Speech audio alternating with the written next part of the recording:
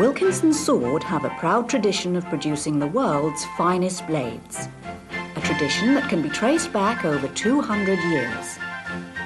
Today, the tradition continues with Wilkinson sword holding the charter to produce swords for not only our own Queen and other members of the royal household, but for armies, police forces and other organisations around the world. To talk about the history of this remarkable company, here is John Arlott. We were founded by a chap called Henry Knock in 1772. Now, Henry was probably the greatest gunmaker in London at that time, when London was the centre of the firearms industry throughout the world. So he was a fine gunmaker. He opened his premises at Ludgate Hill. He worked in the same way that all gunmakers did in those days, with the outworker system. He had a number of outworkers working for him in their own premises, little buildings and workshops scattered all over the East End of London. There were something like 16 totally different trades involved in making a top quality gun in those days. You would get barrel makers and borers and breechers and stockers and lock makers and spring makers and furniture makers, and so it would go on. And the job of a gun maker was to coordinate all these people, make sure that he had the very best people working for him, that their work was top quality, and of course that it all fitted together in the end to make a super work of art. This cabinet is full of guns by Henry Knock. I suppose this is one of his most famous and notorious, the famous Knock volley gun. 7 barrels, it's not a repeater, they all go off at once. Designed basically for naval use, where 2 warships would close up, you'd get snipers up in the rigging trying to pick off the officers on the opposite ship, who were easy targets. They had big hats and red coats. So this was designed to knock these snipers out of the rigging, and it would do that very effectively, probably bring the mast down as well. Another popular weapon of the time was, of course, the blunderbuss. And these were carried mostly by coaching for coach defence, also used in lonely farmhouses. They would be kept loaded and hung up on the wall on hope that you would never have to use it. When they did go off, if you were unlucky enough to miss what you were aiming at, then you still had this ultimate deterrent. But in fact, these things were very often not fired at all. And they're quite dangerous even today, because these things still get discovered up in lofts and odd cupboards. The chances are, if you find one, it may well still be loaded. So be careful. All military weapons in those days were made by private gun makers. The government would send out an order to a gun maker for, say, 100 muskets or 150 muskets and bayonets. Depends on the size of the organisation. Henry Knock had the biggest order ever placed with a single gun maker for 10,000 muskets and bayonets, and he made all these in 2 years, on top of his normal line of work. So he must have had a very long whip. He was also a great stickler for detail and precision. He introduced a thing called the screwless lock. Now, all flintlocks, and virtually all guns were flintlocks in those days, if they broke a small part inside the lock, they would have to go back to a gun maker, and a new part would have to be filed and fitted to make the thing work again. This wasn't always a practical proposition. If it was a service weapon, particularly if it was a ship at sea, it might be a year before the gun lock could be repaired. So Henry developed his screwless lock, which can be dismantled by hand without any tools by just pushing a catch here. And on this photograph you see that you can then rotate this plate. This takes the pressure off the mainspring and the sear spring, and everything just lifts off posts. And the beauty of that was that Henry would supply spare parts for this lock, which would all fit, and they were interchangeable. And I've tried to catch Henry out in the past and swap bits over, but they all interchange. So it was a very clever design. It cost probably 3 times as much as an ordinary gun lock, but if it made all the difference between having it and not having it, it was worth the money. Henry achieved his first royal appointment to the King in 1804 as a mark of his superior work, making top quality guns both for civilian use and for military use.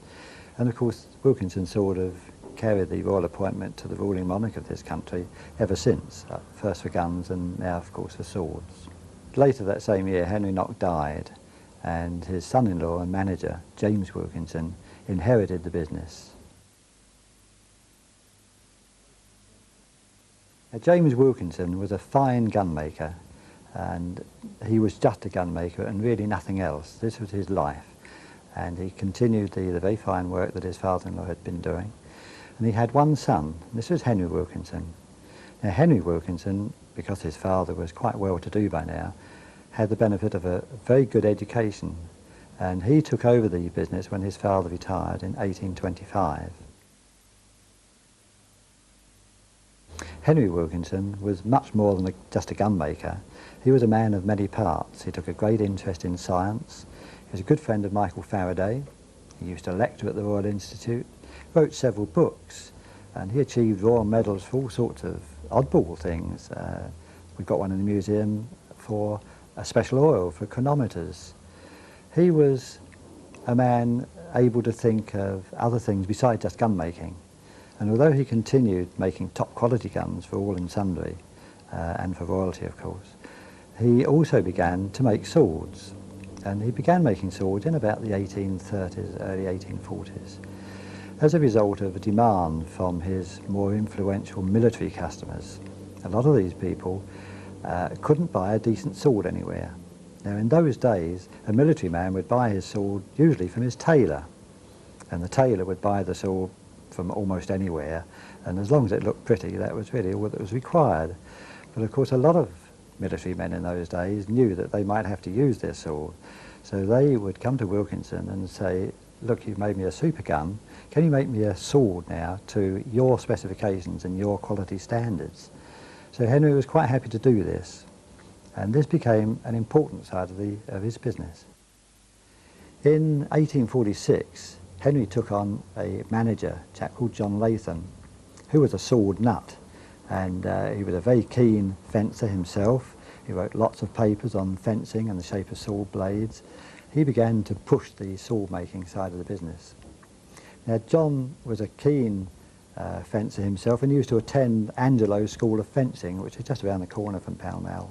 In fact, he probably overdid this a bit, because we have on file a letter from Henry Wilkinson, which is written on Christmas Eve, saying to John, your continued absence from our Pall Mall showrooms on a Saturday morning cannot be tolerated any further. Will you please make sure that you're here and not at Angelo's on a Saturday morning? So John Latham, fortunately, didn't take too much offence at this little setback and continued to push the sword making side of the business, which in fact helped Henry Wilkinson considerably, because in later years the gun making business began to decline and swords became of much more importance.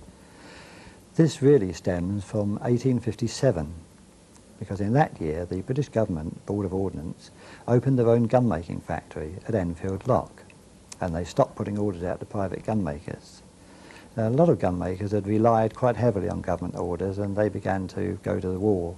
And in fact, the gun making business in this country began to decline from then on, and has declined ever since. We were fairly well placed, fortunately, because we had very rich clients, we had a good customer base, and so we continued to make top quality sporting guns. But the writing was on the wall, and the sword making business from 1857 onwards began to be more and more important with the company. Now, Henry Wilkinson died in 1861, and unfortunately there were no children to follow him into the business. His poor wife had done her best, Margaret. She died at a fairly young age after bearing him 9 children. Now, 5 of them were girls and eventually were married, and so lost their names anyway. One boy died in infancy, another one actually got married but then was drowned at sea within a year, and the other 2 went into the church and were celibates. So unfortunately there was nobody that he could actually leave the business to. Nobody was interested in his family in taking over the gun making business. So he left in his will the opportunity for his manager, John Francis Latham, to buy the business, and this he did over a period of 2 or 3 years in instalments. And he then had control of the business, but continued to call it Henry Wilkinson Gunmaker.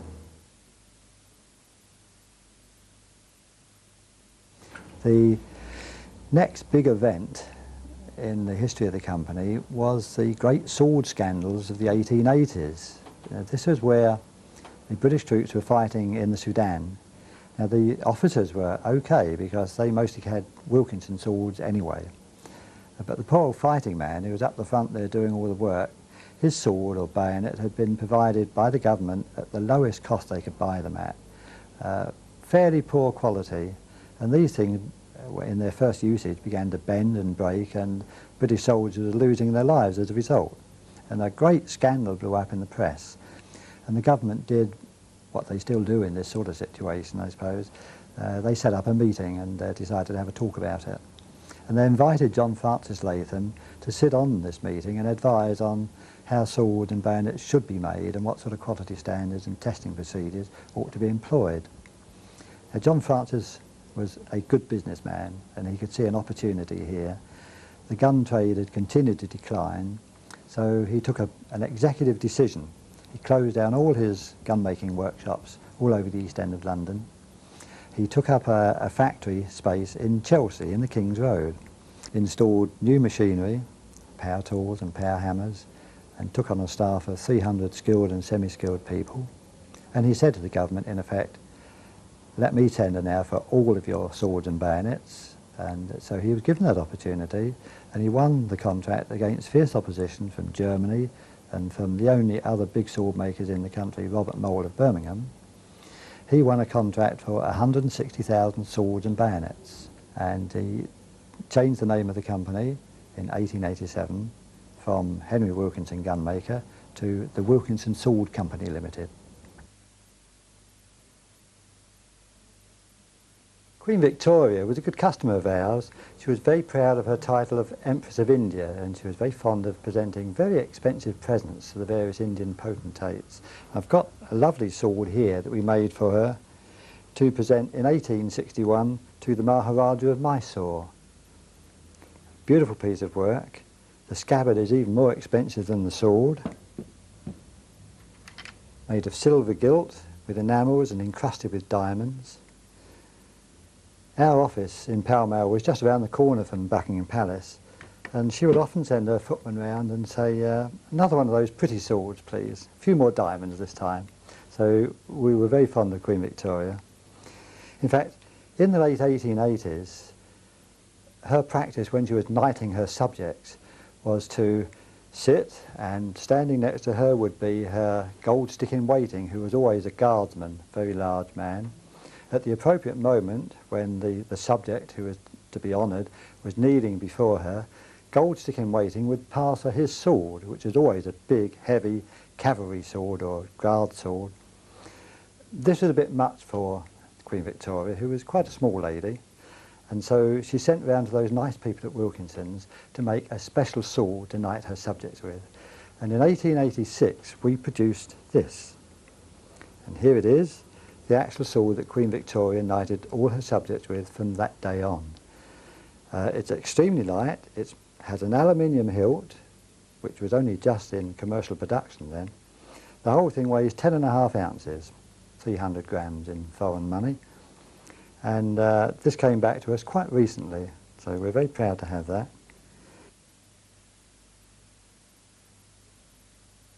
The demand for swords began to fall away. This was partly because peace had broken out everywhere, and partly because his swords and bayonets didn't break or wear out and didn't need replacing. So this is when the company began to diversify into all sorts of other products. And the 1890s saw Wilkinson sword making a bewildering array of different products. I have catalogues from those times which contain something like 5,000 different items, ranging from uniforms, because of course we had our military tailor shop, to military camping gear and expedition gear, binoculars, prismatic compasses, shaving equipment. And this incidentally led us into a line of business which of course eventually became very profitable to us, the shaving business. The first and obvious thing to go into was the open razor, or the cutthroat razor as it's known. This is one of a set of 7 top quality razors, ivory scales, hollow ground blades, superb instruments, The trouble with the cutthroat razor was that they required two very special skills.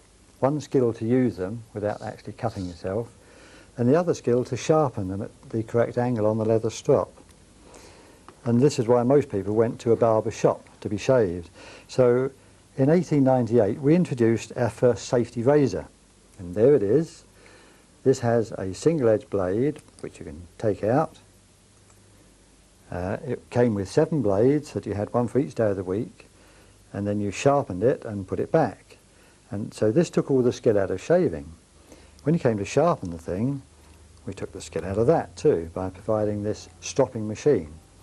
You slid the blade into here, you thread the leather strop through the thing, and as you whip this backwards and forwards, the gear wheels flick the blade over and over, like so, and sharpen both sides of the blade at the correct angle. Everything became so successful that we had to actually close down our factory in Chelsea and open a huge new factory in South Acton, in Southfield Road. And we moved into that in 1900, and by 1903 that was fully operational. Once we were there, we then began to produce motor cars. We produced a device called the Wilkinson DeCosmo car, and this was a beautiful device. I know we made at least 2 because I've got photographs of 2 of these models. They were horrendously expensive, something like 800 guineas each. And of course in those days you could buy perhaps 3 terrace houses for 800 guineas. But the motorcycle we introduced in 1910, this was a very successful machine. Again, like everything else we've made, it was bang up to date, top design, top materials. And the specification of that 1910 machine wouldn't sound out of place today. It had 4 cylinders, 3-speed gearbox, proper clutch, shaft drive, spring frame, internally expanding brakes, a very luxurious machine, and it was extremely smooth and quiet and comfortable to ride. We made a water-cooled version of it later, and there are several of these still in existence today. Unfortunately, by 1914, the First World War broke out, and so Wilkinson Sword had to stop all the other things that they were doing and concentrate on war work. They were, after all, government contractors first and foremost. So the First World War saw us producing bayonets. We made 2.25 million of the 1907 pattern 17-inch bayonets, armour-piercing shells, armour plate, swords, of course, all sorts of things for the war effort. When the war finished in 1919, by that time, unfortunately, the whole business of motorcycle manufacture had been sold to another company. In fact, it was sold to Ogston Motor Company, who produced it after the war as a light car. They stuck an extra couple of wheels on and called it the Deemster car, and in fact won a couple of prizes at Brooklands with it. But Wilkinsons were, by this time, firmly on the road to sword making, garden tool making, which they commenced in 1920, and shaving. And this is our famous Empire razor, introduced in 1929 and in continuous production, apart from the war years, until about 1950. And on this one, again, you've got a top quality razor, perfectly safe to use. You can adjust the protrusion of the blade with this little gadget here. And when you want to sharpen it, you merely slacken off the bottom, push the button, thread the strop through the razor frame, whip it backwards and forwards, and the blade flicks over and over, sharpens both sides of the blade. Very clever, lovely piece of design. In the 1930s, Wilkinson Sword took up with a company called Gravina. They were producing a gravity inertia switch, which is where the name came from, which automatically cut off the ignition and the fuel supply on a vehicle if it should be involved in a crash. This was soon adapted to aircraft use, and when the Second World War broke out in 1939, Wilkinsons, again being government contractors, were put onto essential war work, and the Gravina side of the business also became very important, and the Gravina fire protection systems and crash prevention systems were installed in aircraft right through the war and saved many, many lives. In 1947, we introduced a cunning device. a shave anywhere machine. This requires no blades, no soap, no water, no electricity, no batteries. It's completely self-contained, and the idea is you rock it over the face, your whiskers go through the tiny holes in the foil, and they're snipped off by two permanent blades on the inside, which are kept permanently sharp by rubbing on the inside of the foil. Great idea. The trouble was that until you got the knack of this, it was extremely painful, and most people just didn't persevere with it and threw it away after a couple of weeks. So we withdrew it in 1948. Even this little ploy didn't prove successful. We produced this little flick booklet, which gives you a moving picture showing how the thing should actually be used. Wasn't enough, and so the thing was a failure.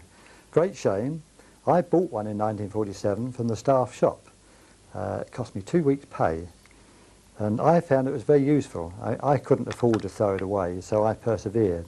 And when I joined the army a year later, I was always first in the queue for breakfast because I used to shave on the way down. And in fact, I still have that same machine in my car, and I keep it if I go out in the evenings. I can have a quick clean-up before I go, so it still works after 50 years. Super device, and I suppose with today's modern materials and technology, it could be made extremely successful. But then, who wants an everlasting razor? I don't think we do. From 1950, when we had to cease production of the Empire razor, we were without a razor product for some years. In fact, until 1956. And in that year, we introduced our first stainless steel wafer blade. Now, wafer blades had been around since the turn of the century, but they'd always been carbon steel. They were meant to be used once or twice and then be thrown away. The benefit of the stainless steel blade was that it would last many days before it became blunt and had to be disposed of.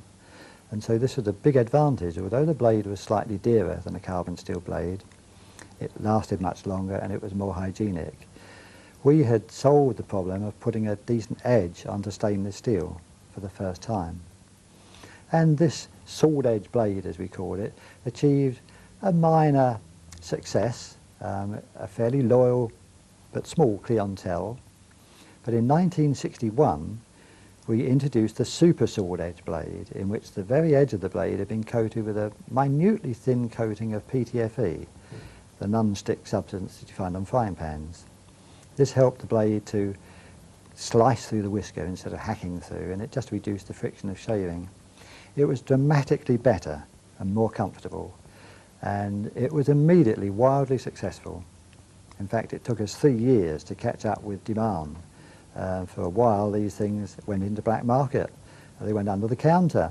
There were all sorts of tales of the length that people would go to get hold of a packet of Wilkinson blades. There was a famous story of a man in New York who donned a false beard and went into Macy's and pretended to be Prince Philip's private equerry and came out with 3 dispensers of these blades, and this hit the newspapers. It was a wonderful time for us, and as I say, we had to build our own machine, so it took 3 years before we could actually catch up. But by 1964, the company had changed dramatically from being a company that made swords and razors and garden tools and a few other bits and pieces. We were then a razor blade company that also made garden tools and swords. And in 1964, following this huge success, the company went public and became Wilkinson Sword Limited. Having covered the history, let's take a look at how the swords are made. Swords are still manufactured using traditional methods and materials. However, some modern developments have been incorporated into the process where quality can be improved.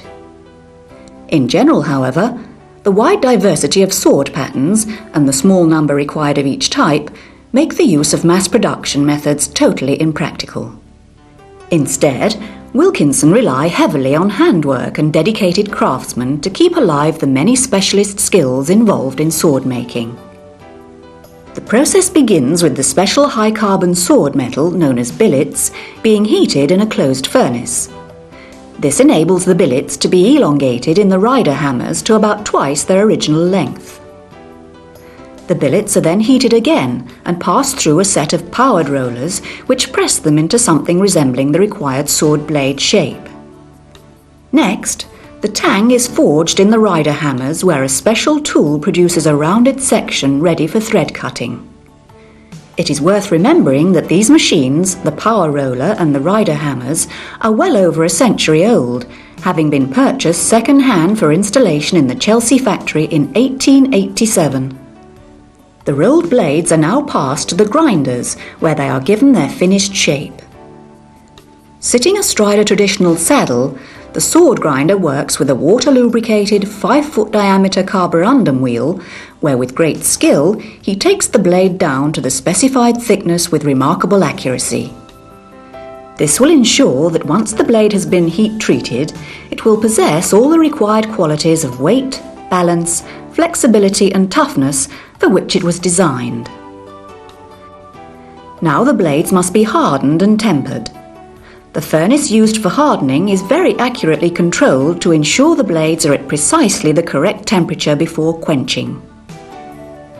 To ensure that the blade heats up evenly, the furnace has 3 zones which allow the temperature to be varied slightly from one end to the other.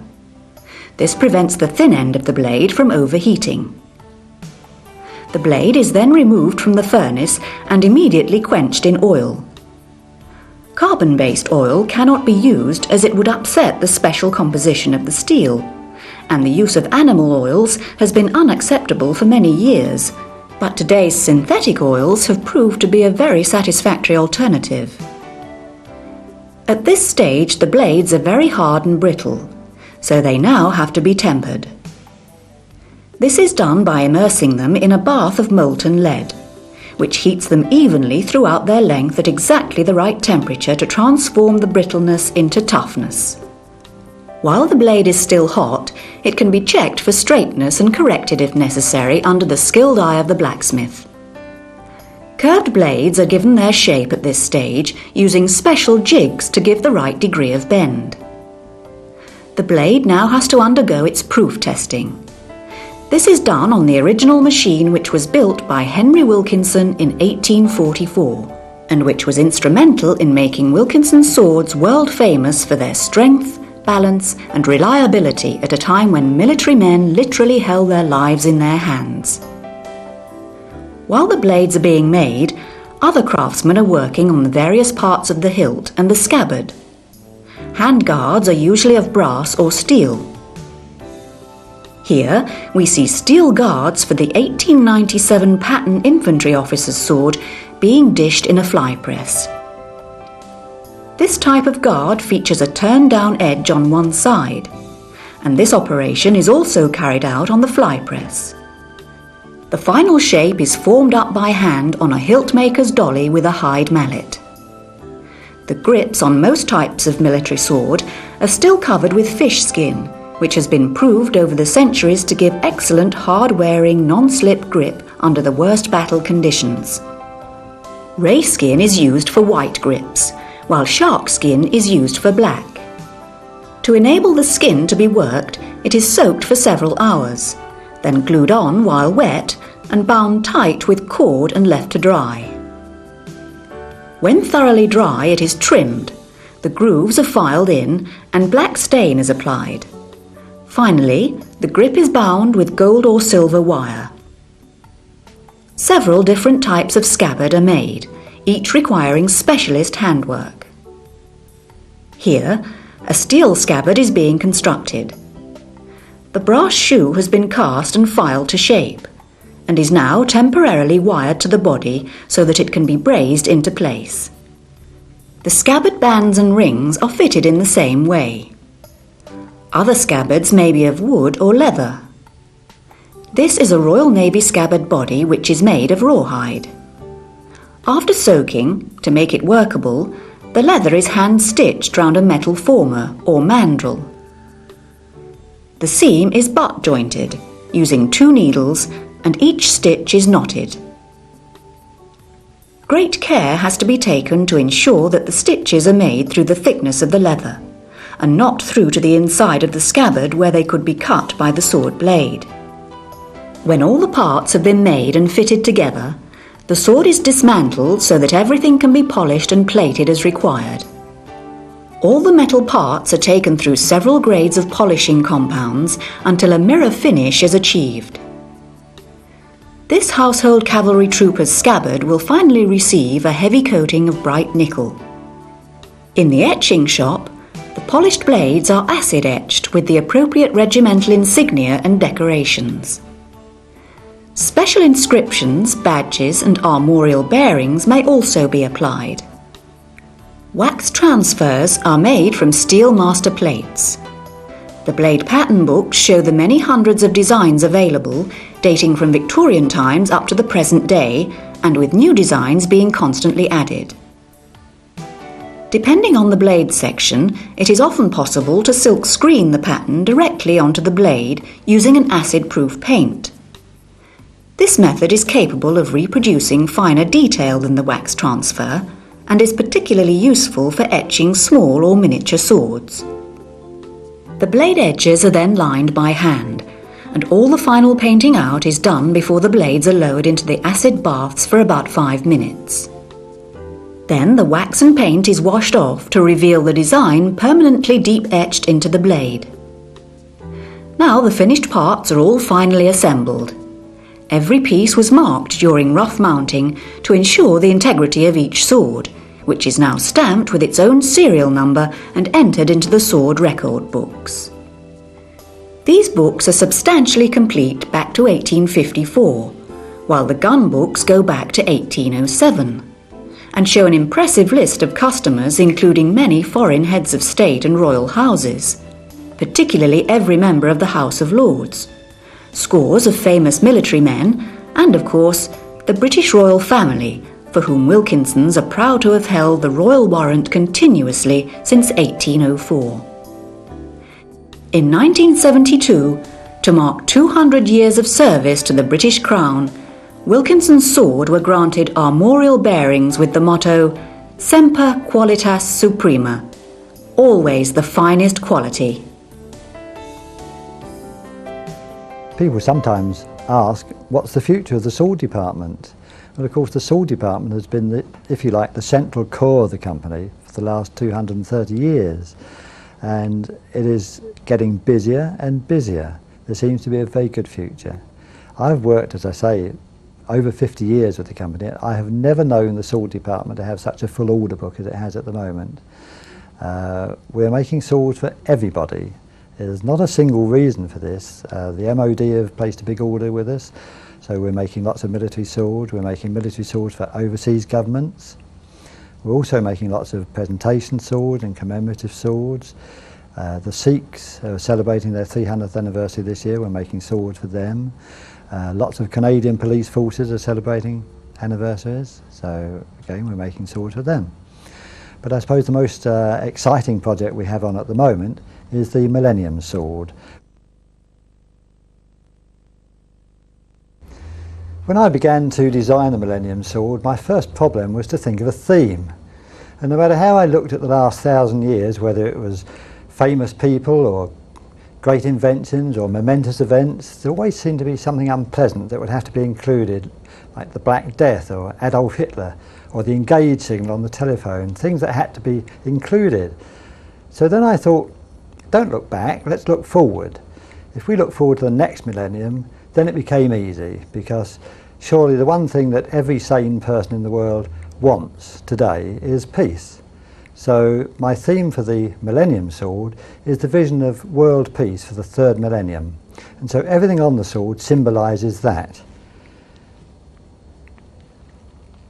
We have at the top the symbol of the sun, which symbolises all light and heat.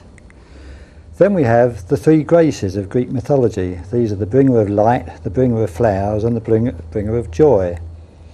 And our sculptor, the famous Ron Cameron, has very cleverly devised three beautiful faces for these girls, an African, an Asian and a European. Then we have the Earth in the universe, both the hemispheres. And on the blade we have the word peace in over 200 languages of the world inscribed on both sides of the blade. So this is our theme for our Millennium Sword, of which we're going to make 2,000.